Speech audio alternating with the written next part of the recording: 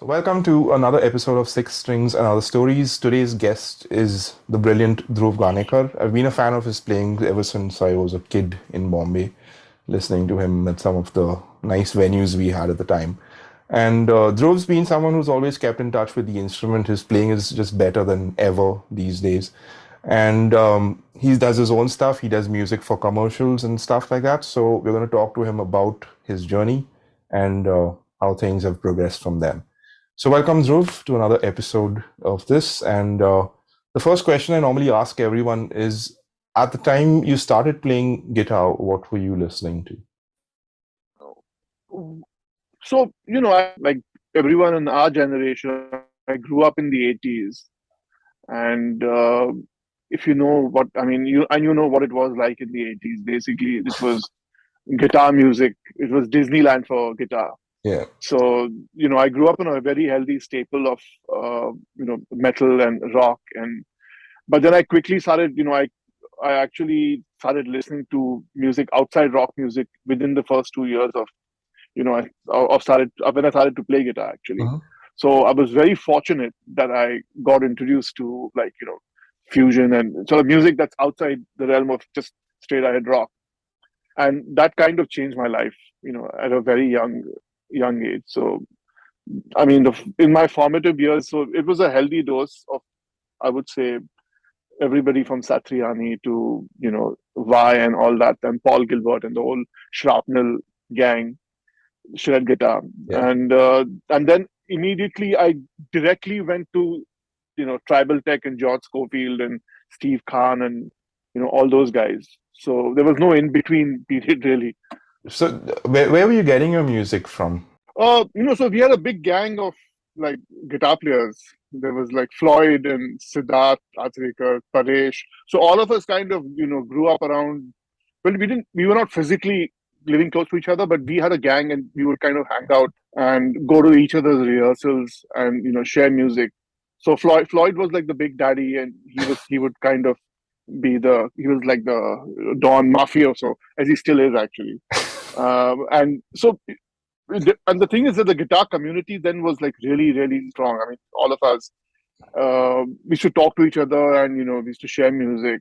But I think a lot of the music came through, if somebody's uncle is traveling Right. to Singapore, Yeah. then he would get some cassette. You started basically looking for relatives who were traveling abroad, and try and find music that way. And then the bootleg thing. I mean, of course, we all bootleg music. Yeah. So you and then of course, I mean, another actually interesting thing was there was a shop in Delhi that used to bootleg instructional videos. Pyramid, na, in that Palika It Bazaar. was in, yeah, Pyramid, exactly. Exactly. We used to keep getting these VHS tapes from there, and I said, this must be like this massive shop, which has all this music. So I have to go and visit it. So when we were playing IIT Delhi, I visited that. I found the place, and I was like really shocked at how small and insipid it was. Like a hole in the wall place in Palika Bazaar, and I was like, "Fuck, this is it." But we went and we essentially we raided his whole shop and bought every instructional video from him, and everybody. I bought like all the instructional videos, and that became like my music for the next 5 years. I basically tried to transcribe and watch all these guitar players. So I mean, it was an amazing time, honestly, because we didn't have access to anything, Yeah. and we had to really, really fight to find, to find stuff. So it was a great time. I mean, I look back and we have amazing memories of that time. Did you find guitar magazines at the Radiwala and all? Yeah, of course, all that as well. Yeah. Were you Of also course. exposed to Indian music at the time, like traditional Indian classical music, for example? Like I studied Hindustani music when I was a kid, but in your teenage years, I mean, I basically you rebel against all that. So I was not really interested in listening to Indian music at all for some time until, interestingly, I heard Trilok. Okay. So Trilok was also listening to his music was actually also another turning point in my musical, sort of journey, because I think that was the first time when we heard like Indian music on a global scale done in a very different way. Yeah. So it wasn't conventional. and it had all this beautiful jazz harmony behind it. So so I was like, wow, this is music that I've also grown up listening to, but it's presented in this really interesting way. That again, it kind of interestingly pulled me back, and I went back and started studying music, Hindustani music. But that was much later, actually. That was when I was like 19 or 20, maybe. I went back and started studying music again, and continued then after that. At some point, when you were a kid, you were also singing, right? I think I had a cassette with you on it. Yeah, Uh, yeah. So that was before you started playing guitar, or were you also playing at that time? Well, before I was a kid. I mean, I was like maybe 10, 11 years old Oh, then. okay. I started playing guitar when I was around 16. Okay. 16 for 1 year. I picked up the guitar when I was 16, but I seriously started after I was 17. That's when I started taking lessons with Mahesh Ghanekar. So I mean, I started going to him immediately after about a year or so, and then I mean, then was watching him in close proximity, and he kind of gave me some exercises to do, and that kind of put me on a path to at least having some kind of a structure, Right. to develop technique and stuff. And at what point did you form your first band? I think that was Chakravyuh. That your first band? Yeah. So Chakravyuh happened around 92, 93, when I was still in college. Okay. So we were in college, and that's when we kind of got together and basically started just jamming and working out covers. We did covers for a while, for a very short time. But interestingly, we started like writing music within the first 6 months of kind of meeting each other. So we started writing our own music, and then that suddenly became more interesting to us than working out covers. So we actually stopped doing covers entirely after about a year or so, and we were only writing our own music then.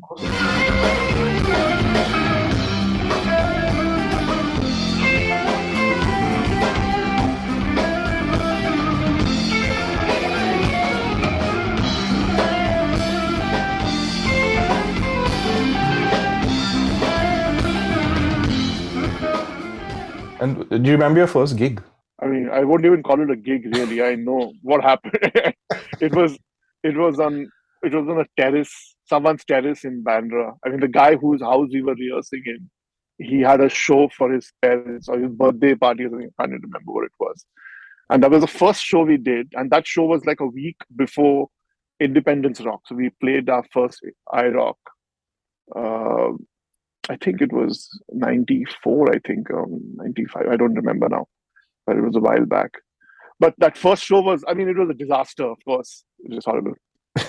So, I mean, you don't want to think about it too much. You kind of want to put it away as far as possible from your memory. Yeah. And do you remember the first Independence Rock? That was probably Rang Bhavan, right? That you played at? Yes, we played Rang Bhavan. Was there any sense, like when you stepped on that stage, that you were on some sort of hallowed turf or anything like that, or just felt like another venue? No, I was frightened and I broke a string, by the way. I was so excited. I was so excited and so nervous that I was basically playing so hard that the first song I came on, and as I took my first solo, I broke my string, and obviously I was like destroyed. So I had to run off. And this is days before you had only one guitar. Yeah. Nobody had two guitars, or had a backup guitar. So I had to run off stage while the band kept playing. As I was shaking, I was trying to change my strings, managed to change it, get back on stage, and continue the gig. But it was, yeah, I mean, it was a big deal, right? And we were very young. We were like 18 or 17 or something. So we were nervous as hell. And actually, just a few years, not even a few years, a few months before that, I was actually in the audience, watching some gig at Rang Bhavan. It was a big deal, of course. And then you got to use those Marshall stacks and turn them up and everything. That was like a trip. First time I played through a proper legitimate, amp situation. But actually, no. Basically, what happened was I bought myself a guitar when I was like 17. I had saved up some money singing, as a kid, and my parents sent me off to buy my guitar. It's like, I mean, if you think about it now, it's insanely hip. My dad said, "Okay, you're playing guitar now for a year." I said, "I want to buy myself a proper, legitimate, like a real guitar." So he's trying to get it from. I said, I can only get it in Singapore. The closest place I can think of was Singapore. So he put me on a plane when I was like 17 or 16, and I went to Singapore, flew to Singapore, Wow. and bought myself an Ibanez RG560 and like three pedals. Incredible. I mean, if you think about it, I had a metal zone and a delay and a chorus. Anyway, I still have the chorus. I still have that pedal. The other two pedals I lost.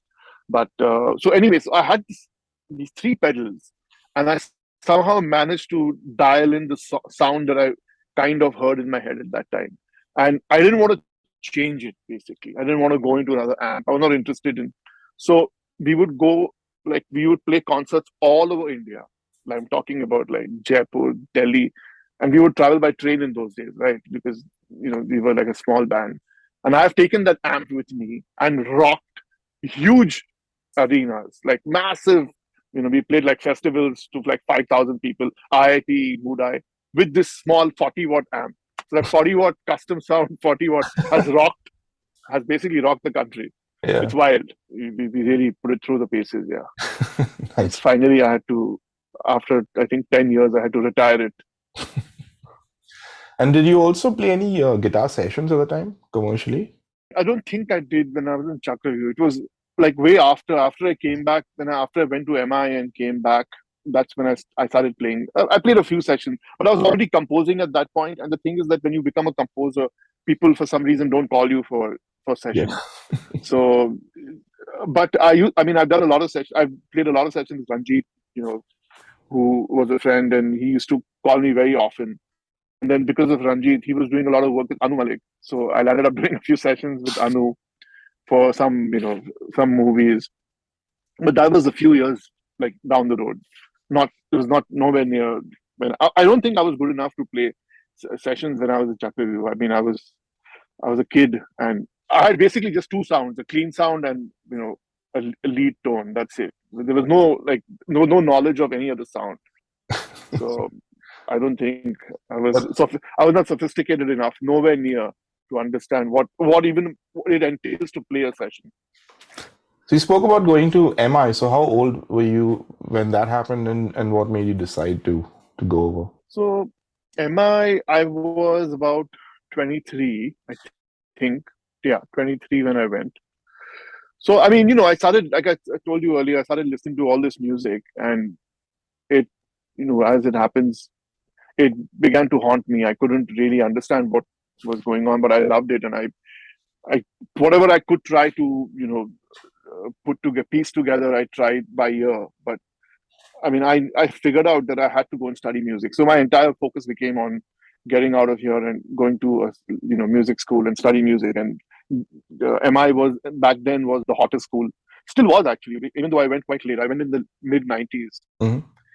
It was still a very hot school to go, and essentially I was following Scott Henderson, who was he used to teach over there. Yeah. And I wanted to study with him. And it was an incredible experience. The best. Like, I spent about 6-8 months over there studying music, and it was amazing. It was really amazing.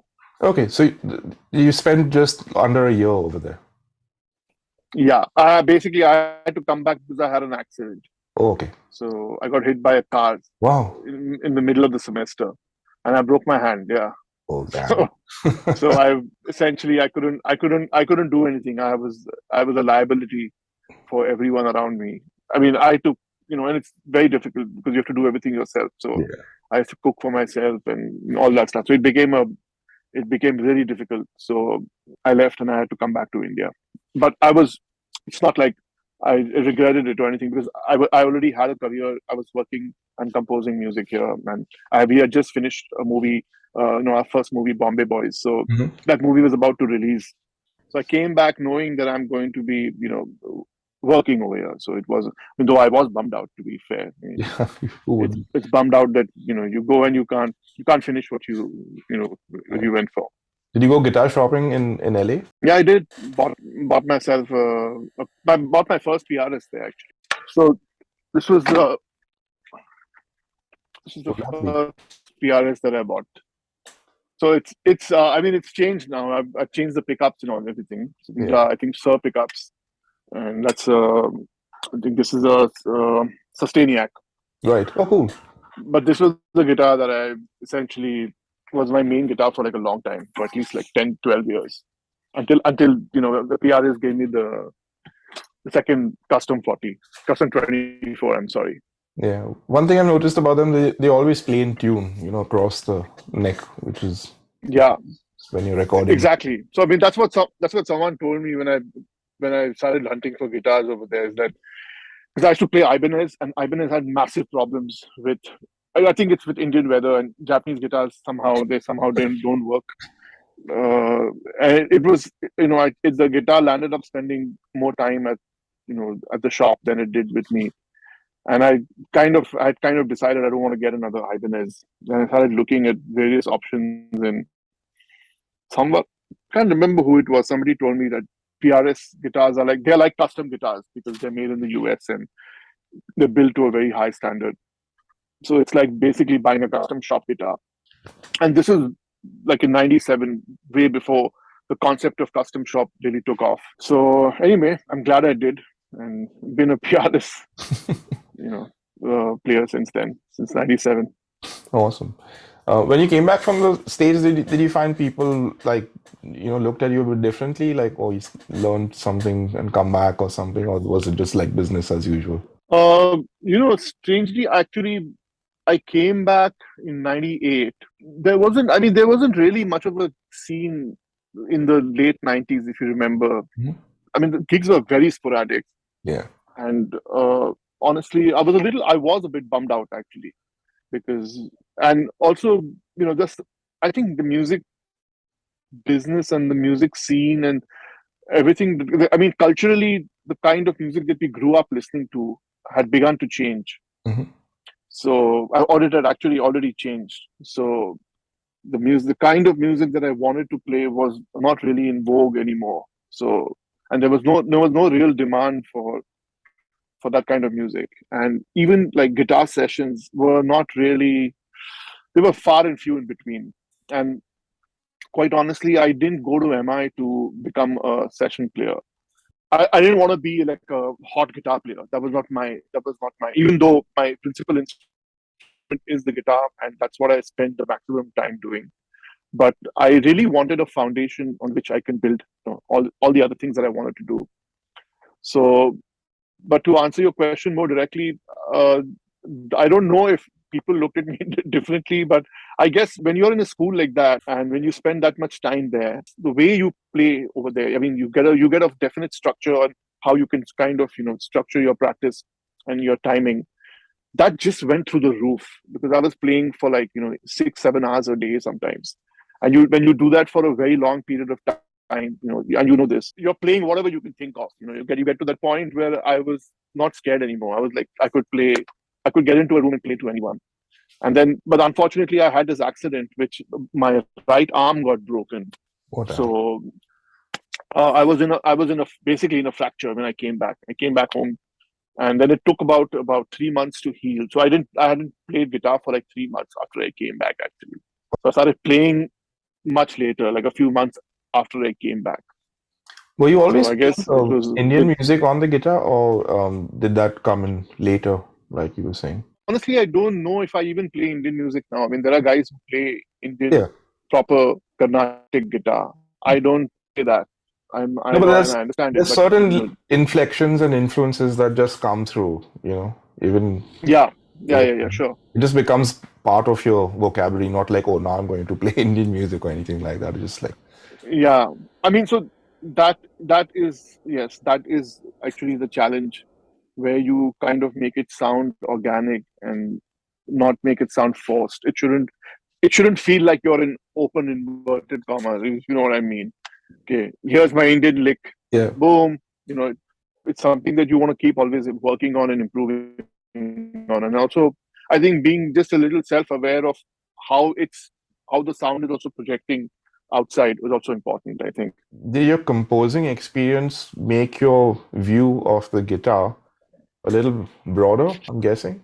Like, as 100%. guitar players, we only listen to guitar music generally, we tend to. And then obviously, if you're Yeah. composing, you need to listen to so much more. No, 100%. I mean, firstly, I think the exposure to the kind of music one would listen to when you're a media composer, which is really what I do, is so different from music that I heard. In fact, everything that I heard, started listening to when I started composing was all the music that I hated until then. So whatever. I mean, there's tons of music. So I mean, when you're a rock head or a metal head, you're a bit of a snob. You can be a bit of a snob and sort Yeah, of myopic. You have this tunnel vision because you want to kind of, want to follow this one sound. And you can't be that when you are a composer. You have to be open to everything. yeah, So also another thing which happens is that you also look at guitar as another instrument, just another instrument. yeah, It's not the main instrument. So because I'm not making guitar music, uh, you're composing set pieces for either for picture, if it's for film or for a commercial, or for whether it's a background score. Then guitar is just one sort of paint in the in the palette, sort of, and then you want to use it only when it's required. And if it's not required, you don't even want to use it. And sometimes actually what happens is you land up playing something really simple, yeah. which is against everything that you've learned, because when you're young, you want to try and play difficult things. Um, and then sometimes all that is required is like a D major chord, which is, it kind of goes against what you have, really studied and worked towards. So, but that, I think that also kind of makes you more humble about music in general, and how audiences perceive music versus musicians perceive Yeah. it. There's a cool Dave Mustaine quote where he says the world is full of people, not full of guitar players. Yeah, as you get older, you kind of realize you learn that the hard way, actually. Yeah. Did having kids change your, like, just how seeing how they react to music? That must have, given you a few difference in perception as well. The only thing that my kids have done is they've destroyed my playlists and my recommendations. Uh, That happens. because my playlist now on Apple Music is just, it's a mishmash of fucking music from, I can't even begin to tell you. It's just anything and everything, basically, from Baby Shark to whatever is the latest top 40 hit now. But it does force you to listen to a lot of music that I wouldn't again listen to normally, especially pop music. So I mean, I don't complain about it. I mean, complain about it when they play it, of course, in the Yeah. car. But then I have to quickly retreat because you can't win that war. It's Luckily, it's futile. luckily for me, my daughter right now is in a phase where her favorite music is the score from How to Train Your Dragon. And she was Uh, asking about who that guy singing is. So I said, "Oh, that's the singer of Sigur Rós." And she said, "Oh, what's Sigur Rós?" And I put on some of that. So it's cool. See, nice. they listen to I it. mean, actually, an interesting thing has happened since I've had kids is that I've started listening to more classical music now, like Western classical, because they both are studying piano. Okay. And because of that, I've also started like learning, you know, classical piano. So we listen to music, we listen to like classical music and piano music together, and I quiz them on, pianists and stuff. So that's one cool thing which has happened, actually, which would have not happened otherwise. I think So also I the have to the thank them older for that. you grow, you just realize it's all just music. It doesn't have to be this Yeah, or that, or it's as long as you like it, yeah, you like it. We kind of give ourselves, I think, too little credit to absolutely. be open to everything. Like exactly like what you said. I think being open is a really underrated thing, and it's difficult. But I think as you get older, it gets easier. I think so. I think when you're young, you can be a bit arrogant about certain things, and especially when you're in music school. Like I've been in two different music schools, and I've met musicians on the East Coast of America and the West Coast, and I've interacted with, the second time I went, I was a little older, so everybody was like, 5 years younger to me. But I mean, it's the same thing. It doesn't matter.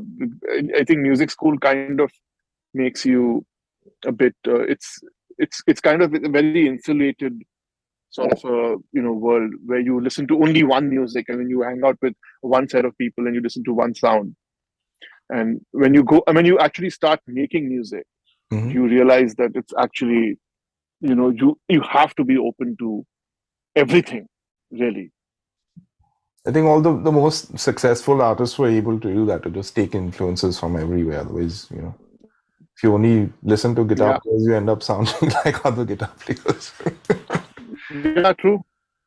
Yeah. I had to stop listening to guitar players actually for some time completely. I mean, I do listen to guitar players, but mostly on YouTube now. So I mean, Oh yeah. I watch a ton of guitar players on YouTube. No, I don't listen to as much music actually. Do you find that you gravitate to guitar players who are also composers, like say Pat Metheny, for example? I mean, Pat Metheny is a great example, actually, what you just said, because he is somebody who you can't isolate his guitar playing from his composition, because his guitar playing is part of the composition Exactly. itself, Yeah. and he's his sound comes from the way he performs his entire, the way he composes, the way he plays. So, I mean, I think all great guitar players are, when you come down to it, have to be fantastic composers as well, because Yeah. it's how you place and how you play that music in the context of what you've written is what makes it interesting. Yeah. The only guy I found who's an exception to that would be Jeff Beck, because he rarely writes his own stuff, but he has a way of channeling, other people's Yeah, music into, just the way he plays, and it just sounds like him. yeah. I mean, and there are lots of like technical guys now who play, on YouTube especially. I mean, the YouTube guitar players, Mhm. there's a ton of them who are like virtuosos, but are not really composers. You know, Um, Speaking of like, the new bunch of guitar players, do you delve into the modeling world, or you've kept in touch with what an amp actually sounds like? no, no, of course. I mean, I have everything. I have to get. I mean, I usually, but I've stopped now. I think the last thing I bought was the aux, the U80 aux. That was the last piece of digital gear, and that's probably the last thing I'll buy for some time now. Yeah, Because I mean, I've tried everything, and one is always tempted to get the latest axe effects or whatever, yeah, the next loading box, and every few years there's always something that blow your mind, and it's nowhere close to what it feels like playing to an amp. yeah. So I mean, I have a very strict rule now, which is that when I'm recording serious guitars, which and what I mean by that is when I'm playing music, when I'm recording something where the guitar is going to be a feature, Hmm. then I will mic my amp. There's no two ways about it. I'm just going to stick a mic because I have a recording room, Right. and I'll put a couple of mics on the front of the cabinet, and I'll record it. If the guitar is not, it's not that important, Hmm. or if I'm just lazy, which can happen, for the purpose of like YouTube and Instagram and all that stuff, Hmm. sounds Yeah, fine. sounds I absolutely. mean, you can't make out, you can't tell, Yeah. you know. Because in fact today I mic'd up my amp for the first time in a very long time, and I went back and forth with the Sir load and the IR. It was like, fuck, there's very little difference going on here, and just in terms of the integrity, the sound. The funny thing is the gear thing. It moves in cycles. Remember, like when solid state amps first came out, like, oh, we don't need these tubes anymore. Yeah, Then you're like, oh, no, no, those actually sound better. Get them back, get them back. And then all the pedals and all happened, and it went into the rack stuff. Remember, when we grew up, there was like everyone with yeah, refrigerators. yeah, Then, yeah, then it was like, oh no, no, the pedals sound better. Bring them back, and the racks went out of style. Now the racks are coming back, and the prices yeah, are jumping up. And then now this modeling thing will happen, and then after a while they'll figure, oh no, those yeah, amps aren't good. Bring them back. It's just like yeah. a cyclical process with what's popular. But the funny thing is, like, it's like there's a whole bunch of kids who don't know what playing through an amp sounds like. It's Yeah, kind I of mean, it's also, yeah. I think it's fine when you're young. I don't think you give a shit about sound. Um, I mean, the guys who do and are serious about sound, you can hear it in their. I mean, you can hear it immediately. yeah, And I don't think it's that important in the sense that I think when you're young, you also want to kind of figure out what you are doing with the instrument, and how it's eventually projected, because mostly everybody is recording at their homes now, yeah, and it's virtually impossible to mic up a cabinet in your house. It's actually asking for too much. Nobody has a studio at home. So, I mean, the solutions that are available now are pretty close to how you'd really want it. It's just that I feel that when you do put a mic in front of a speaker, Mhm. you get a certain kind of projection where it just comes at you, like I would say 60 or 50% more than it does Yeah, through an IR. Because the thing with the IR and the aux and all that stuff is you have to work very hard to make it to sound good. yeah, And people discount I think the thing is that people think that it sounds good straight out of the box. yeah. It It doesn't. doesn't. No, you got to dial So it in. because I also know that you work very hard, and I know that you have a lot of experience doing this, Yeah, but you have spent a shitload of time, dialing in and doing the A to B comparison, yeah, and doing that. You have to do that yeah. because you're not going to get it. You're not going to get instant gratification. The thing is to know what the target sounds like. If you're Exactly. playing with a Yeah. model and you don't know what it's supposed to sound like, it's very hard to dial it in because you're just shooting at in the dark. Once you have a clear idea of this is what a Marshall sounds like or this is Yeah. what a Soldano sounds like, then it's kind of easy to just because the knobs may not correspond to where the actual amps have it, but you can just Correct. have that like memory of that tone in your head. And the You same have to thing exactly. with mixing. Exactly. People say, "What do you?" I said, "I hear it in my head before I even touch anything there." And then I'm just moving it Bingo. That's it. into yeah. That's yeah. I think also, spending some time like when I'm at home and practicing, I have an amp at home, and I practice just through the amp because I Mhm. want to kind of still have that emotional connection with having the bass, because there's something about the bass of of a combo like a 60-watt 50-watt speaker, Yeah, which is, I think those frequencies, the way they sound, you can't get that through desktop speakers yeah. because the width is just not there. Size of the woofer is just not big enough. Mhm.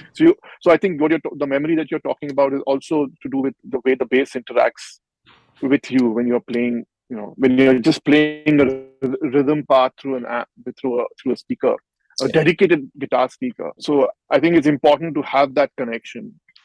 Even if the amp is on in the room, even if you're recording direct, as long as you're moving some air, the guitar tends to react with that. Yeah, And you end up yeah, using much less gain than you would if that wasn't the case. Because I've done gigs where it's yeah. When straight and on the in-ears, but then if I have an amp behind, I can feel the difference. There's a physical difference in how the guitar reacts to your playing. I mean, honestly, I also don't play that much electric when I'm in the Mhm. studio. I would say like 60-70% I'm playing acoustic actually. Okay. So I'm either playing, I have a variety of smaller guitars Yeah, I can that see those. I bring in when I'm doing sort of, yeah. So I'm either doing like those kind of more intricate, 2-3 guitar parts, or I'm playing pure acoustic, which is either fingerstyle or I'm just playing, strumming or whatever. So it's generally speaking, that's really the call of the hour for most of the music that I produce. But then, sometimes you have to rock out. So you got to do what you got to do. It's good to have it in your arsenal, should the need arise. Absolutely. When you had the Blue Frog Club going on, and I guess that's probably when you started, gigging a lot more than you had previously been accustomed to. Did you get to Yeah. ever sit in with anyone cool at the Frog? Yeah, yeah, yeah, lots of times. So that was actually one of the reasons why we set up Blue Frog. It was a selfish reason to to be able to just get on stage, and also the fact that we set up the studios right next door, it made it incredibly convenient. So I would usually finish working in the day, on whatever I was working on, and evenings we would basically just walk across and watch some amazing music.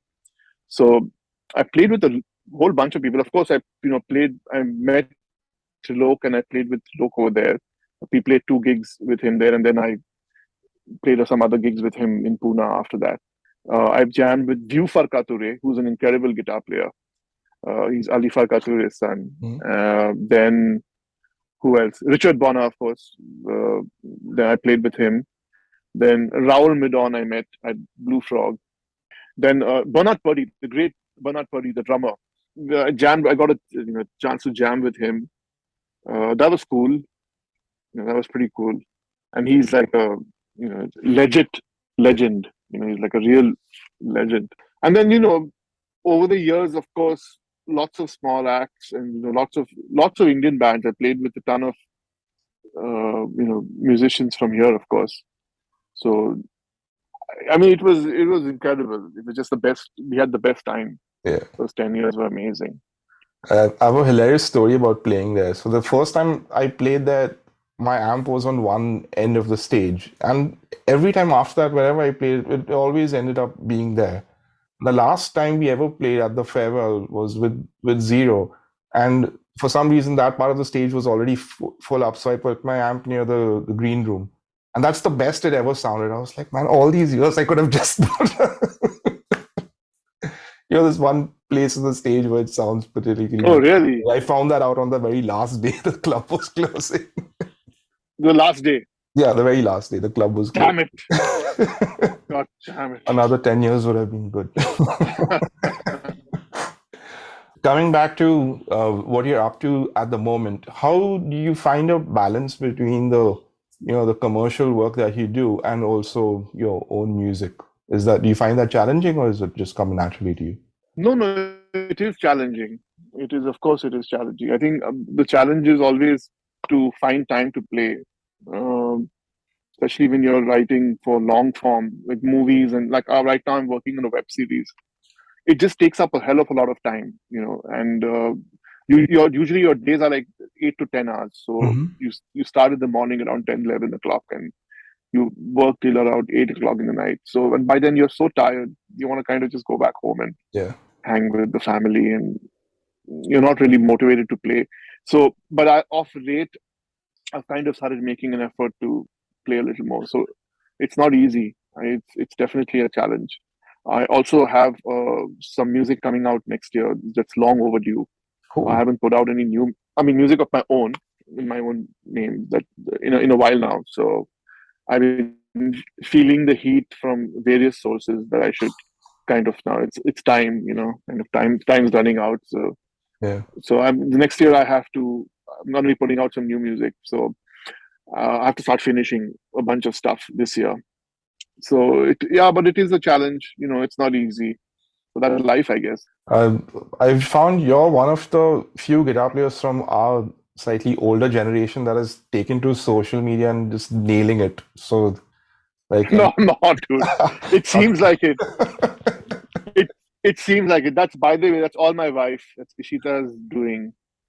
She is the one who's kicked my ass into doing this. I have no interest in doing it, but I have to do it now. So it seems that if you're not on social media, you may as well be dead.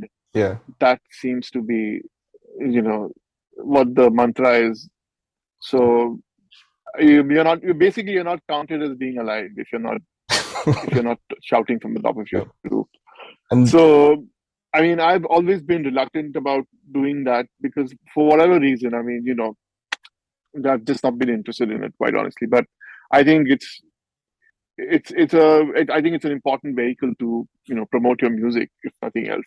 yeah, So, and to be fair, actually, the access now to for people to interact with the people who you admire, as now it's one on one now. yeah, There's no middle filter. The filter has been taken off. yeah. Away. I love that thing you just recently posted. Instagram says I have to do reels, so here's a picture of me just because I'm a rebel. It's like, yeah, man. Dude, Cool. it's never ending. Yeah, Yeah, they keep changing the rules about it's how never that ending. bloody algorithm is turning into Bhagwan only now. The algorithm, yeah, exactly. The all-knowing algorithm, Yeah. big boss himself. Like Facebook became, all the kids were on Facebook, and then all the parents came on Facebook. All the kids have gone now from Facebook. Facebook is shit. And then suddenly all the kids are on Instagram, and now all the parents have come to Instagram. Yeah. And then now their kids are gonna essentially abandon Instagram and look for something else. And then this is just how it goes on and on. Yeah. But I mean, I don't think your job is not to think about all these things. Yeah. Otherwise, you'll go crazy. It's too much. What do you feel about the latest trend about like no one's really doing albums anymore, just like constant singles? just to stay relevant. Yeah, I think it's good for certain kind of music. I still like the album concept. I like listening to like one thing, you know. Yeah, I think for pop music, yeah, sure. I think certain kind of pop music, I would say, it's all right. I know. I think it makes sense if you're a celebrity pop star, and then you have to do that. I guess if you're a more serious musician, then I think every few years you'll have enough things to say, and that you put out in a packet and you call it an album or whatever. So yeah, I think I mean, it's still kind of relevant for me personally. I like listening to like yeah, a whole thing, though. Actually, to be fair, no, there aren't that many like albums that you can listen to in its entirety and say, "Wow, everything yeah. was amazing on that." It just seems to me like the first three songs are good, and then it just kind of starts tapering off. Yeah, I found the albums that I do listen to in entirety tend to be the ones I used to listen to in entirety Sorry. when I was a kid, you know, like a Dark Side of the Moon or something Yeah, like that, would yeah, just want to relive a certain, yeah, you yeah, just put it on and go for a trip for a while. But it's like rare that I would do it for a yeah, new album unless it was like an artist that I've been, following for a while, for example. The interesting thing yeah, is also if you look at like on Instagram, it shows you like, insights into, how many people have looked at your video. If you post anything over a minute, you'll see the yeah, just drops off really sharply. So there's kind of yeah, pointless putting like a yeah, 4 minute video, for example, of an entire song. So you like YouTube, for example, is a little bit more of that. People will watch the entire performance. But the yeah, funny thing is, I was yeah, thinking about like it'll come to a point where you do an entire album of 1 minute songs. And then I was reminded of that's what you would do in like the jingle days, just make 1 minute pieces of music, and it had to have a really sharp thing and grab them initially and come down from there. That's kind of what it's come down to. yeah. I mean, 60 seconds is kind of the amount of time that you would cut a promo for a song. Yeah. So I think it's fine to look at it like a promo. Like you look at, so if you were to look at Instagram, sorry, YouTube as your main sort of Hmm.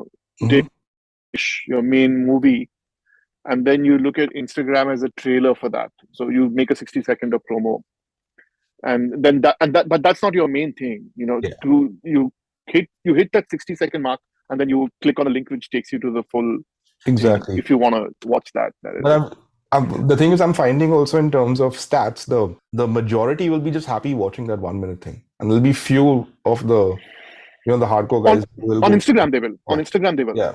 Yeah, on Instagram they will be surely because it's Instagram is like Tinder in that way. Yeah. It's just keep moving. But YouTube there's still a space for listening to long stuff Long on form content. Yeah. YouTube, and I think whether it's long 3 hour podcasts or whether it's a one Yeah. hour concert. I think there is a space for that. There's an audience for that So if still there. anyone's still watching this interview at this point, you're like hats And off. I don't think it's going to go away anywhere. Yeah, whoever is watching it at this time, maybe we should just flash quickly and just check if anyone's still watching. Awesome. Anyway, so it's been amazing talking to you, and I hope to Yeah, likewise, man. hear the new stuff that you come up with in the future. You'll always have a fan in me. Thank you, man. I appreciate it. Thanks so much. Cool. Over and out. Thanks for watching, guys. See you soon.